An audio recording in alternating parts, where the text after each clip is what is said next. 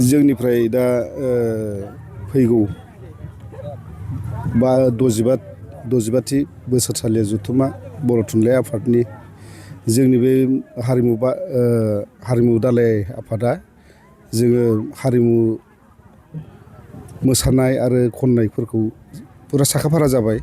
खरास खननाय, फ्लेग हइस्टिं, मार्टियास आरो अपेन सेसननि आरो डेलिगेटनि गासिबो साखाफारा जाजोब्बाय आरो सेमिनारनिबो दङ।